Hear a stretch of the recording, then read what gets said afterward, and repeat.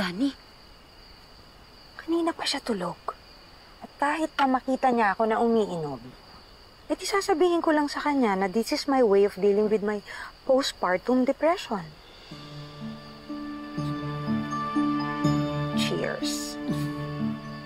Finally, na-evict na natin si Ikit from this house. She must be overwhelmed with guilt. Ang hindi niya alam, prior to the accident, wala na talagang bata.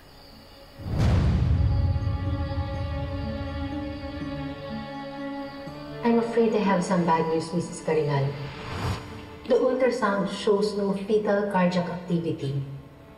It's an indication na hindi po nagpo-progress ang pregnancy niyo. It's as if you have suffered a silent miscarriage. Miscarriage? Pero hindi naman mo ako naka-experience ng bleeding. A silent miscarriage can happen without any obvious symptoms gaya ng heavy bleeding or cramping. I recommend that you undergo dilation and curettage procedure para ma-extract ang mga natitirang pregnancy tissue sa mattress mo. Doc, I think I need some time to consider my options. I'm not comfortable with the idea of any surgical procedure right now. Kung makaka-experience ka ng heavy bleeding or severe cramping, please contact me right away. Sige po. Thank you po, Doc. I'll just file this.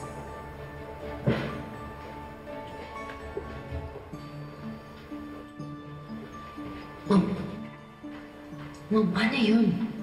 Di ba yung baby yung gagamitin mong leverage para makonvince mo sa Tito Gani na ibenta yung lupa? Now that the baby's gone, parang walang ka ng alas. Buti talaga, no? Walang alam si Tito Gani na prior to the accident, nakuna na kayo. Alam mo, Ma'am, swerte tayo. Tsaka, blessing in disguise na nagkaroon kayo ng heated argument ni Ikit which led to the accident. Kaya nasisi niyo pa siya sa pagkalaglag ng bata. Kaya nga, sa ER ng ibang hospital ako nagpadala at hindi dun sa klinik ng OB-GYN ko para hindi masabi kay Gani na nawala na yung bata. Grabe, no? Galing niyo talaga, Ma'am. Kasi when you lost the baby, akala ko it would be a huge blow to us. But you were able to use it to our advantage.